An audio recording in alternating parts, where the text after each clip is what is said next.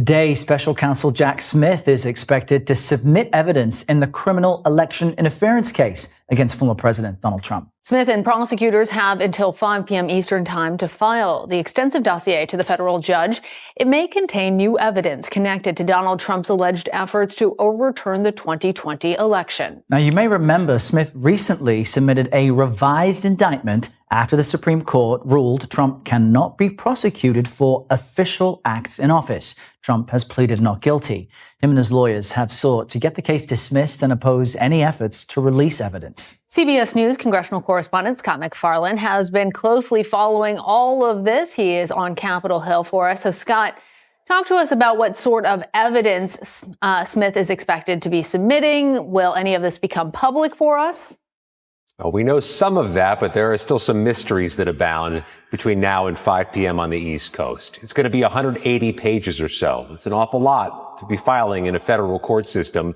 It's going to include some arguments from Jack Smith as to how he's going to proceed with this case. Hey, folks. John here. Nobody warned me about this either. Jack Smith testified before the House Judiciary Committee that his investigation had developed proof beyond a reasonable doubt that Trump engaged in criminal activity triggering an immediate, unhinged response from the White House. The cases covered election interference and classified documents, and the evidence was devastating across multiple charges. The evidence Smith's team uncovered was staggering. In the election interference case, they documented a conspiracy that stretched from the White House to state capitals, involving fake electors, pressure campaigns on state officials, and an unprecedented attempt to force the vice president to reject certified electoral votes. In the classified documents case, they found that Trump had taken highly sensitive national defense information, including nuclear secrets, and stored them in a bathroom and ballroom at his Mar-a-Lago resort. Despite the Supreme Court's determination, Donald Trump enjoys some presidential immunity. Those 180 pages have the prospect of raising new evidence we haven't seen yet, new details of what happened between November 3rd, 2020 and January 6, 2021 that we haven't heard about yet. But how much we get to see? Well, that's the mystery right now. It's quite possible Jack Smith files this with the court system under seal, which means only for the judge and the other party to see, not for the public to see. It's possible Jack Smith puts some of it before the public and some of it under seal. It's also possible the judge in this case, Judge Tanya Chutkan, decides to, quite quickly, open it up, unseal it to be seen. It's also possible Donald Trump and his legal team challenge that. So we're going to get something today, but how much of it is front-facing? That's an open question as the afternoon began here in Washington. So I understand, Scott, because of that, you're limited on specifics. We mentioned the immunity ruling from the Supreme Court.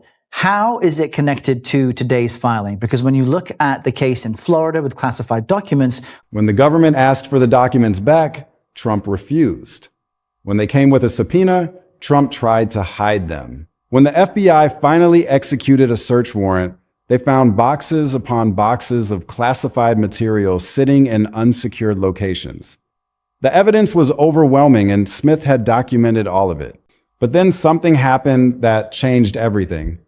Trump won the 2024 election and returned to the presidency. And suddenly, the rules shifted dramatically. The Department of Justice has a long-standing policy that you cannot prosecute a sitting president. That's the law. That's the precedent. So Smith's carefully built cases had to pause. The trials couldn't happen. The convictions couldn't occur. we saw an adjustment where certain charges were removed, other things were added. So what might we expect from this? We know the indictment changed a bit when they filed a new one after the Supreme Court ruling. It's the same 4 felony charges, including conspiracy and obstruction, but they've taken out some of the arguments they were going to make about the opportunities or the actions Donald Trump tried to turn into opportunities to use the Justice Department as part of his alleged efforts to overturn the 2020 election. But what Jack Smith's going to have to show here is to the judge why he thinks and how he thinks he can go past that hurdle that was put in front of him by the Supreme Court, how he thinks this case still stands despite there being some amount of presidential immunity. He's going to have to show some things, and he has already said in court through his attorneys there are some exhibits that go along with this filing today, and the exhibits could have details we haven't seen before, the potential of FBI interview transcripts, things maybe the grand jury saw when they handed down this new indictment. All kinds of possibilities. But until the thing becomes public for everybody to see, the evidence couldn't be presented to a jury. But Smith still had all of his findings. He still had his comprehensive investigation. He still had his conclusions. And he decided he was going to make all of it public. He was going to release a detailed report. He was going to testify before Congress. He was going to put the evidence on the record so that history would know what Trump had done. The report came out on New Year's Eve, a massive document containing Smith's complete findings. It was devastating to Trump. Smith wrote that Trump was by a substantial margin the most culpable and responsible individual in the conspiracy to overturn the election. He wrote that Trump had engaged in a criminal scheme, not an accident, not a mistake, but a deliberate, planned, intentional scheme to overturn election results and prevent the lawful transfer of power. It's only going to be the judge who learns what Jack Smith wants her to know. Scott, I want to follow up with you on that because we're talking about the 2020 election. Obviously, this is happening in the context of the 2024 election. Even if this trial doesn't happen before November, it's been the potential for these exhibits, as you're explaining, might have political fallout. Do we expect that we may see this evidence? I know that there's still some uncertainty about it, but it all has potential political ramifications, right? Yeah, and Donald Trump's legal team opposed the filing of this 180-page briefing, saying it's too close to the election. This has the potential of impacting the election. Judge Tanya Chutkan has been resilient against that argument, saying she doesn't care about elections or campaigns. There's a criminal defendant in a criminal case, and she's going to handle it as if he was any other defendant.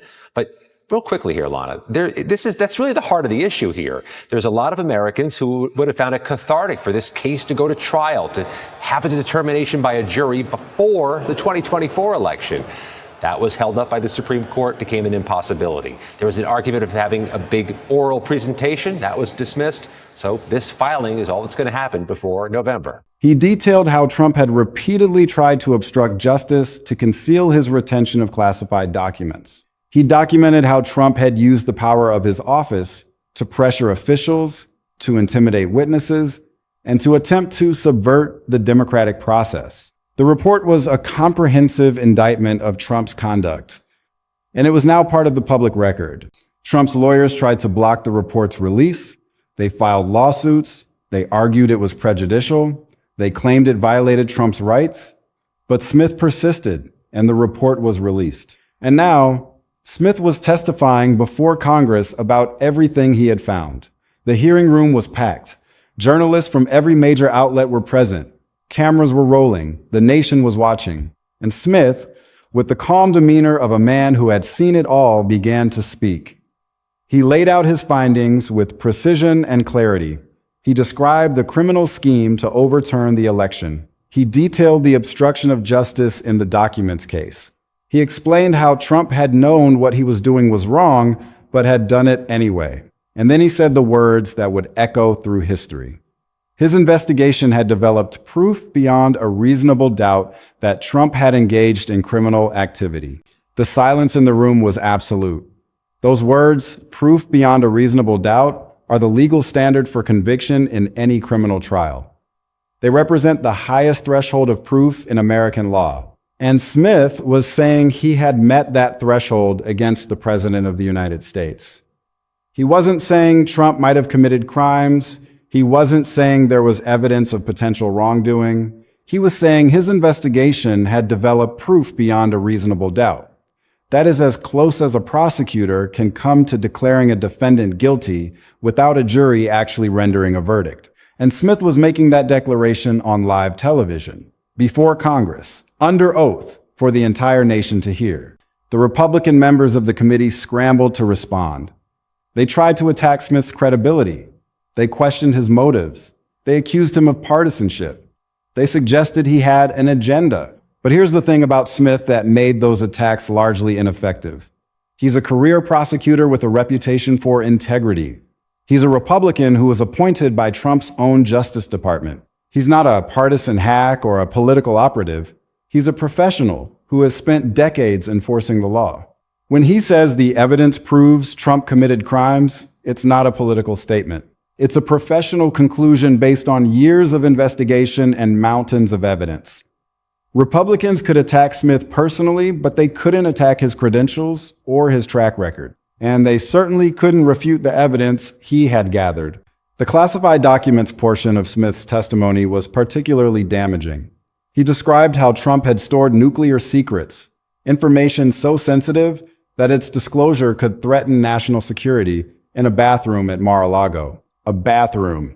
Think about that image. Nuclear secrets in a bathroom. It's the kind of image that sticks in people's minds.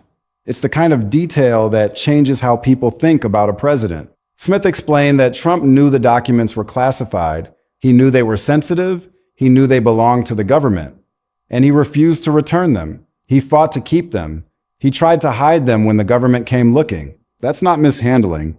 That's criminal obstruction. That's active cover-up. And Smith had proof of it all. But the most dramatic moment of the hearing came not from Smith's testimony, but from the White House response. As Smith was speaking, as he was calmly laying out his evidence before Congress, Trump was watching from the residence. And Trump was furious. He couldn't control himself. He couldn't wait for the testimony to end. He got on Truth Social and started posting threats. He called Smith a deranged animal. He demanded that Attorney General Pam Bondi investigate him. He said, far worse should happen to Smith than losing his law license. Trump was threatening a federal prosecutor in real time while that prosecutor was testifying before Congress about crimes Trump had allegedly committed. It was a stunning display of intimidation, and it proved everything Smith was saying about Trump's pattern of behavior. The juxtaposition was almost too perfect to be believable. Smith was describing how Trump uses intimidation to silence accountability. Smith was explaining how Trump pressures people to protect himself. Smith was detailing how Trump obstructs justice and tries to hide evidence.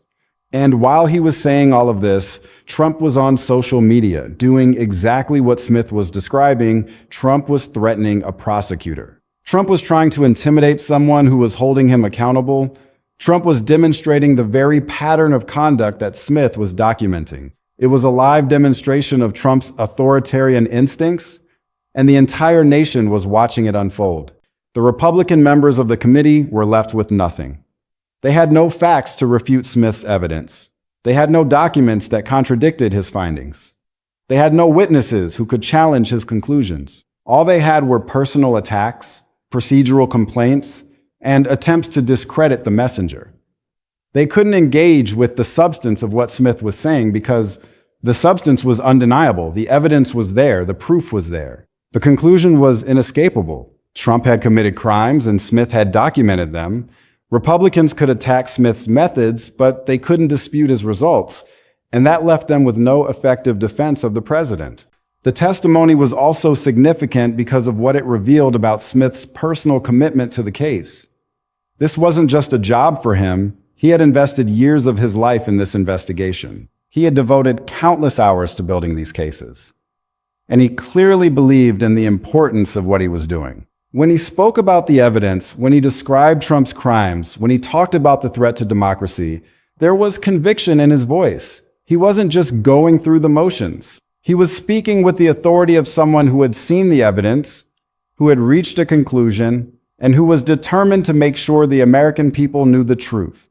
The trembling in his hands as he laid out his evidence was not weakness. It was the weight of history, the awareness that he was doing something that would be remembered for generations.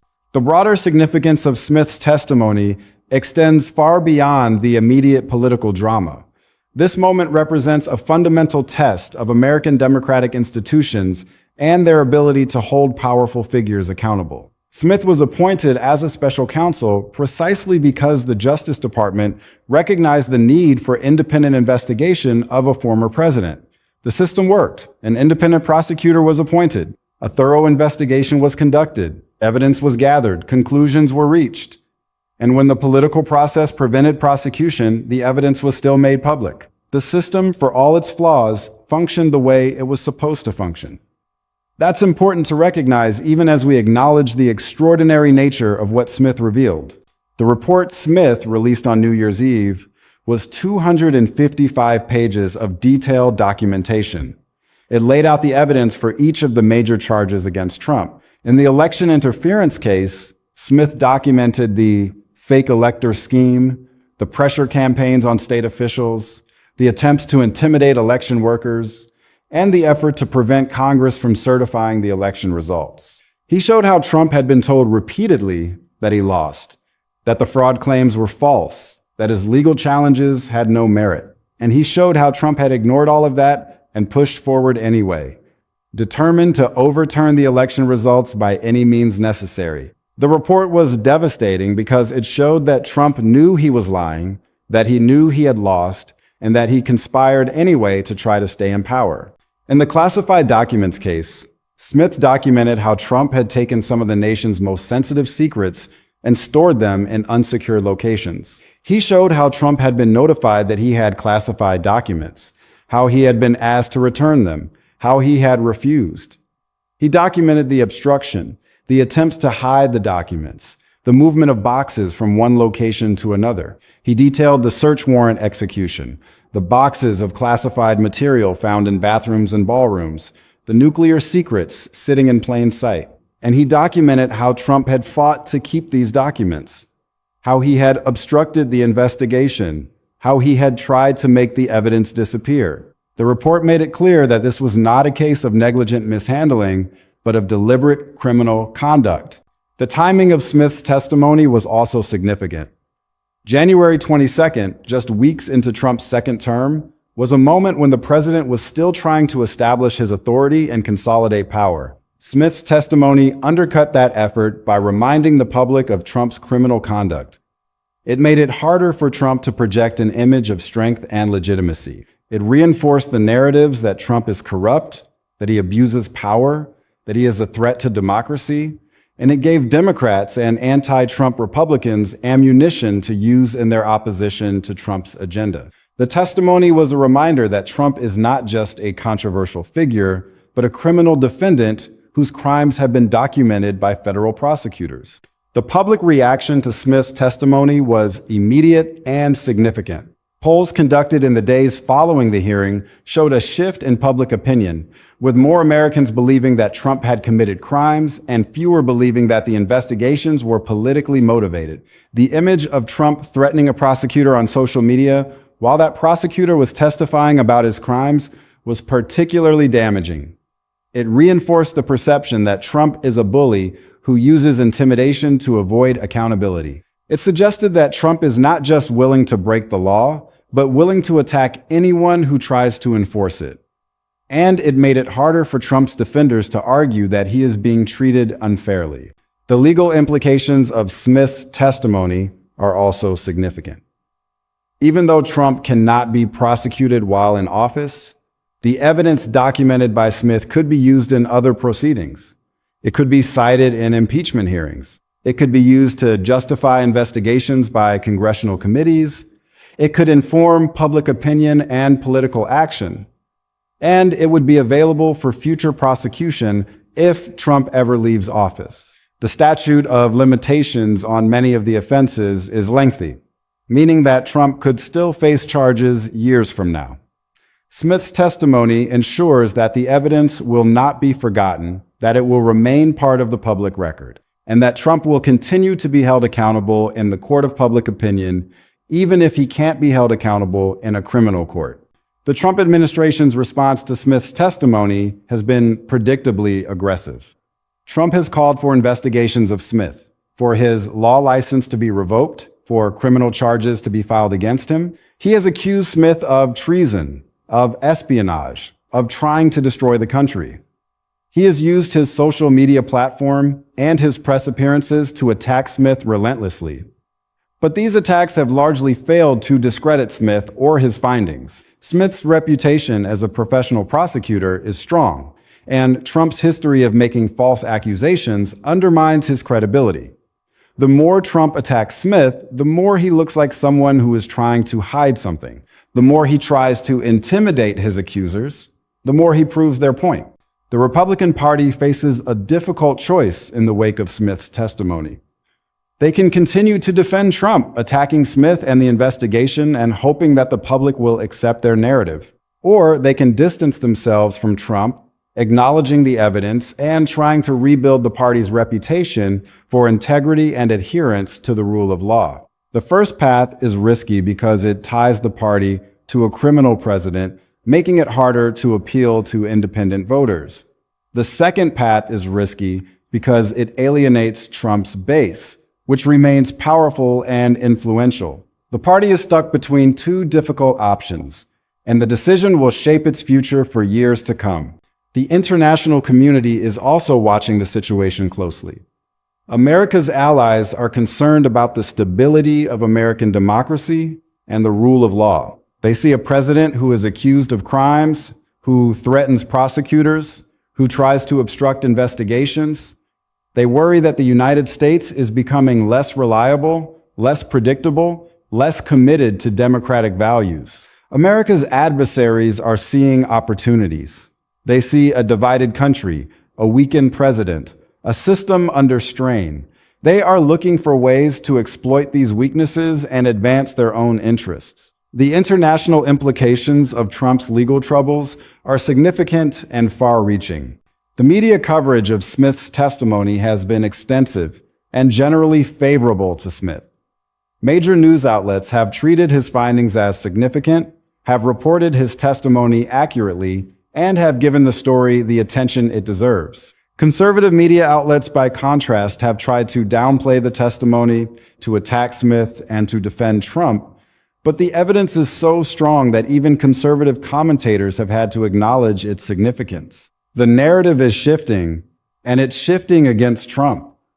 That's important because public opinion matters in cases like this. If the public believes Trump is guilty, it will be harder for him to avoid consequences. The historical significance of Smith's testimony is also worth noting. Future historians will study this moment as a turning point in American politics. It is the moment when a president was publicly identified as a criminal by a federal prosecutor in an official proceeding.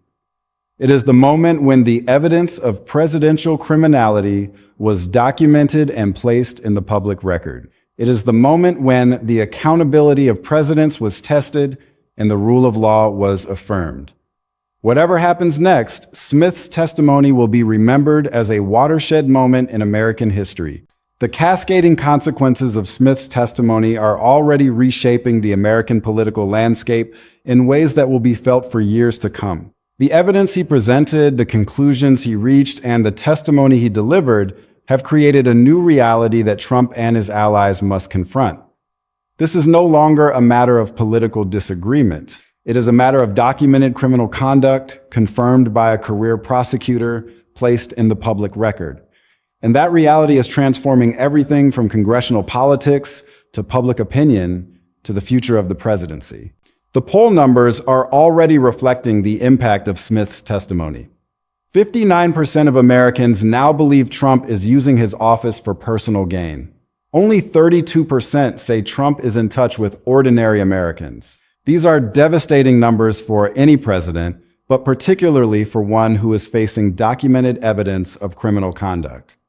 They suggest that the American people are absorbing Smith's findings and drawing their own conclusions. They suggest that Trump's attacks on the investigation are not working. They suggest that the public is ready to hold Trump accountable for his actions. And they suggest that Republicans who are tied to Trump are in serious political danger. The political implications for the midterm elections are significant.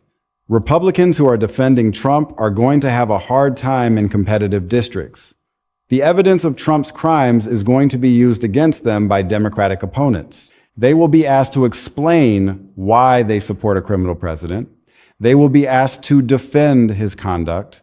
They will be asked to justify their loyalty. Many of them will not have good answers. Many of them will lose their seats. And the Republican Party will pay the price for its association with Trump. The party that was once the party of law and order is now the party of a criminal president. That's a hard message to sell to voters. The Democratic response to Smith's testimony has been aggressive.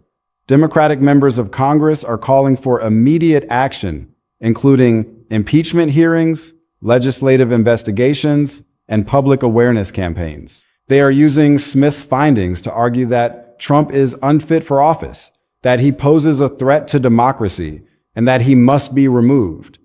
They are mobilizing their base and appealing to independents. They are making the case that the midterm elections are not just about policy, but about the survival of American democracy. And they are gaining traction because Smith's testimony has given them credibility. They are not just making accusations, they are citing documented evidence. The legal community is also grappling with the implications of Smith's testimony. Many legal scholars are calling for reforms to prevent future presidents from engaging in similar conduct. They are proposing new laws, new regulations, new safeguards to protect democracy and ensure accountability. They are arguing that the current system is inadequate, that presidents have too much power, and that the rule of law is too easily circumvented. Smith's testimony is being cited as evidence of the need for change, as an example of what happens when presidential power is unchecked. The debate over reform is already beginning, and it will continue for years. The impact on Trump's psyche is also significant. He has always viewed himself as above the law, as someone who cannot be held accountable, as someone who will always win. Smith's testimony challenges that self-image. It tells Trump that he is not above the law. It tells him that his crimes have been documented. It tells him that his accountability is coming. Trump is not likely to accept this reality calmly. He is likely to fight back with increased ferocity, to escalate his attacks, to double down on his efforts to obstruct justice. And that escalation will only make things worse for him because it will prove Smith's point about Trump's pattern of obstruction and intimidation. The international implications continue to develop as well. America's allies are concerned about the precedent being set. They worry that if Trump can commit crimes and face no consequences, then other leaders will follow his example. They worry that American democracy is weakening, that the rule of law is eroding, that the United States is becoming less stable. America's adversaries are looking for opportunities to exploit the division. They see a president who is under attack, a system that is under strain, a country that is divided. They are calculating how to advance their interests in this environment. The international dimension of Trump's legal troubles is significant and likely to grow. The media coverage of Smith's testimony has created a narrative that will be difficult for Trump to escape. The image of Trump threatening a prosecutor on social media while that prosecutor testified about his crimes is powerful and damaging. The image of nuclear secrets stored in a bathroom is vivid and unforgettable. The image of Smith calmly laying out his evidence while Republicans scrambled to attack him is compelling and revealing. These images will be replayed in campaign ads, in news coverage, and political commentary. They will shape public perception of Trump for years to come. And they will make it harder for Trump to present himself as a victim or to evade accountability. The broader historical significance of Smith's testimony is becoming increasingly clear. This is one of those moments that divides American history into before and after. Before Smith's testimony, Trump's criminality was a matter of debate. After Smith's testimony, it is a matter of documented fact. Before Smith's testimony, the rule of law seemed to be eroding. After Smith's testimony, it has been reaffirmed. Before Smith's testimony, the future of American democracy seemed uncertain. After Smith's testimony, it seems more secure. Smith has done something remarkable. He has proven that presidents are not above the law. He has documented criminal conduct at the highest level, and he has given the American people the evidence they need to make informed decisions about their leaders. The future of Trump's legal troubles remains uncertain. He cannot be prosecuted while in office, but the evidence documented by Smith will remain available for future prosecutors. The statute of limitations on many of the offenses is lengthy, meaning Trump could still face charges years from now.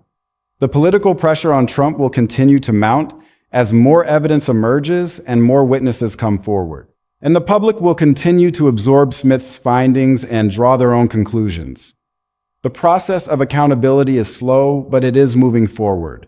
And Smith's testimony is a major step in that process. Jack Smith's testimony placed Trump's criminal conduct on the public record, proof of crimes that cannot be erased or ignored. The hearing marked a historic reaffirmation of the rule of law, and now it's up to Congress, the courts, and the American people to determine what happens next.